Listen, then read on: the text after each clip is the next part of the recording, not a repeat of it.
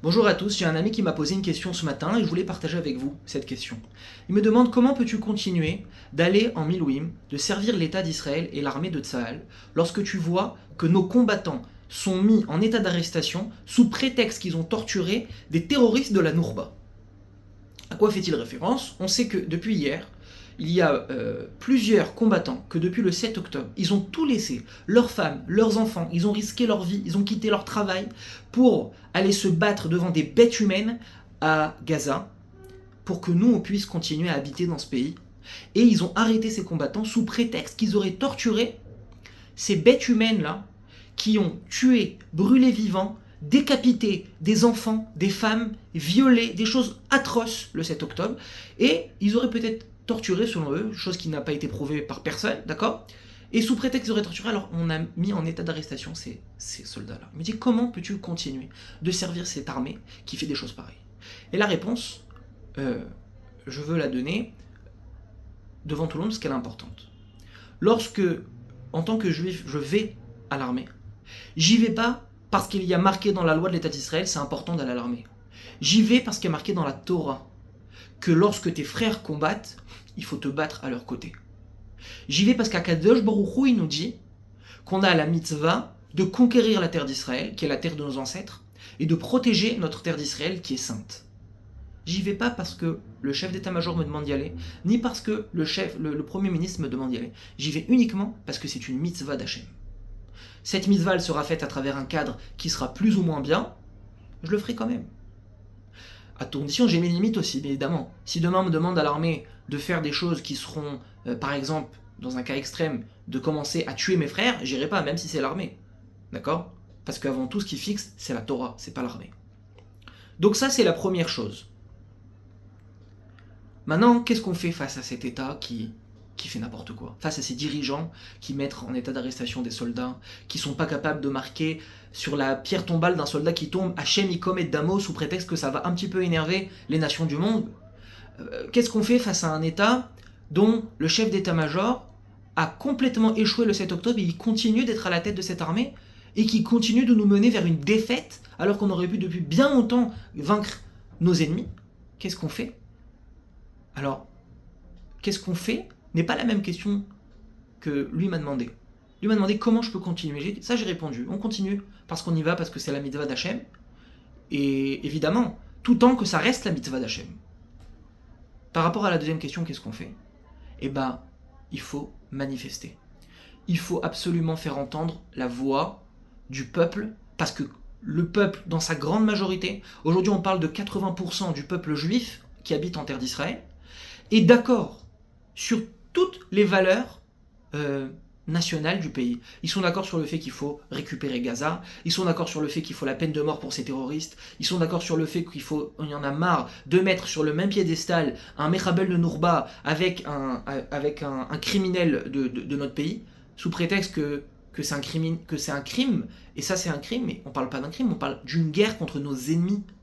On est tous d'accord quasiment sur ces points-là. On est tous d'accord sur le fait qu'on veut un pays juif et pas un pays dont la constitution et dont la loi dépend de tous ses citoyens. On n'est pas le pays de tous ses citoyens, on est le pays du peuple juif.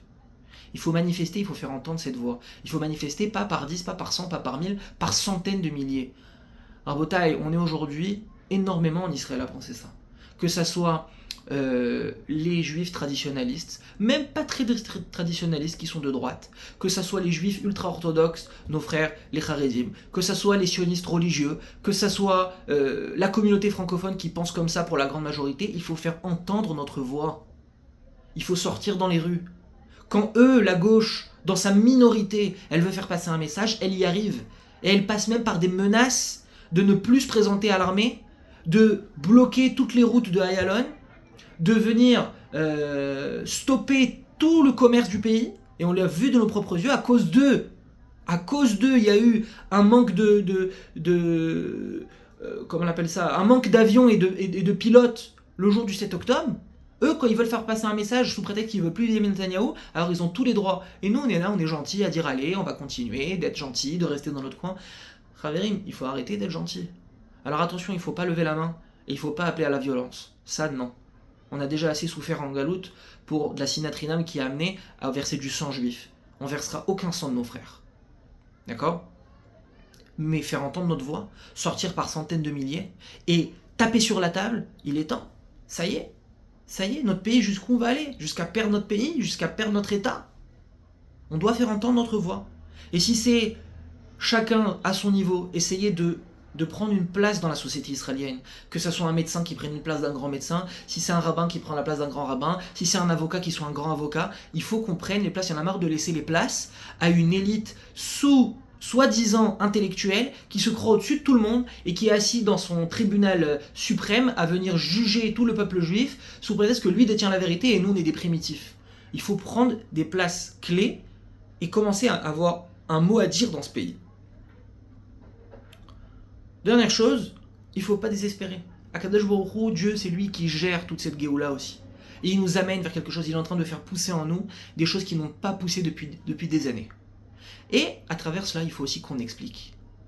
À part des anarchistes de Kaplan qui sont une minorité, même chez les gauchistes, ce sont une minorité, il y a énormément de gens qui n'ont pas eu le mérite, ce sont des Tinokot Shenishbu, ils n'ont pas eu le mérite de savoir c'est quoi la Torah. Pour eux, un juif religieux, c'est un juif qui est habillé en noir, qui sent mauvais, et qui comprend rien à la vie, alors que c'est pas du tout ça. Il peut être habillé en noir, et sentir très bon, et être un Malach Hashem Tsevaot, et avoir un chesed énorme. Mais ça, il faut expliquer aux gens, c'est quoi la Torah? C'est quoi la Emouna? C'est quoi être un juif? C'est quoi les valeurs de la Torah? Les valeurs du mariage, les valeurs de la famille, les valeurs même de la droiture et de l'honnêteté. Donc on doit sortir et expliquer à notre voisin, à notre collègue de travail, à notre ami soldat de l'armée, à notre ami dans nos études, aux vendeurs de la rue. Chacun doit prendre une yozma aujourd'hui et expliquer les choses. Expliquer à travers les livres. Chaverim, la Torah, elle ne peut pas s'arrêter aujourd'hui juste à expliquer la halakha aux gens. Il faut expliquer le sens des choses.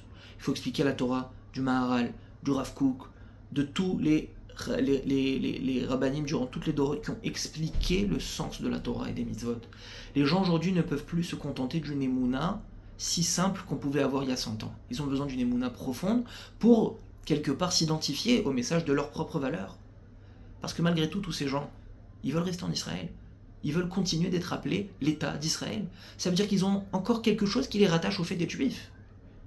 Et souvent, c'est ces mêmes gens qui vont être prêts aussi à risquer leur vie pour notre peuple. Donc il y a encore un brin qu'il faut éveiller à travers la Torah. Et il ne faut pas avoir peur à travers ces explications. Si ce sont des gens aimables qui sont capables de débattre dans le calme, il faut expliquer. Mais si c'est des gens qui se croient tout comprendre, comme Achim Laneshek, qui pensent que quelque part c'est eux qui détiennent toute la vérité et les juifs religieux ce sont des primitifs qui comprennent rien à la vie, alors il faut débattre avec eux de manière ferme et sévère.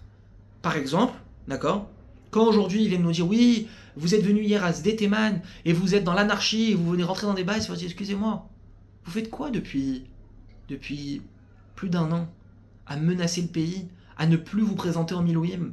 C'est qui a déclenché l'anarchie? C'est qui a autorisé le fait de remettre en question l'État? C'est qui a appelé il y a une semaine à une révolution civile? C'est monsieur Ehud Barak, qui est votre dirigeant politique.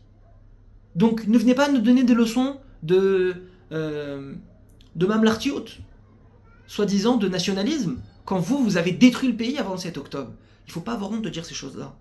Quand quelqu'un il nous dit « je suis en Israël et j'ai aucun lien avec la Torah et je veux en avoir aucun », il ne faut pas avoir honte de dire « mais par quel droit tu es dans cette terre ?» Qui te donne le droit d'être sur cette terre, si ce n'est le fait que tu es un descendant d'Abraham, Yitzhak et Yaakov, auquel Dieu a promis cette terre?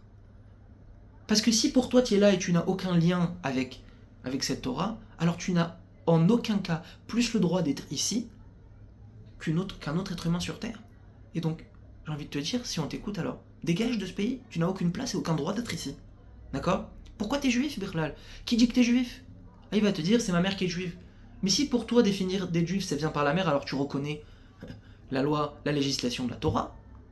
Donc tu peux pas. Sans la Torah, tu n'as même pas de définition, tu n'as pas de valeur. Faut pas avoir peur d'avoir des phrases pareilles, d'avoir des débats pareils. À travers ces débats, à travers ces manifestations, à travers le fait d'écrire sur les réseaux sociaux, de faire entendre notre voix, avec un X et avec un E, à tout le peuple juif qui habite en Israël et qui habite en Chutz La'aretz, les choses elles vont changer, Chaverim. Et Bezrat Hashem, on verra des jours de victoire, des jours de gloire et de triomphe de notre peuple sur notre terre. Shalom.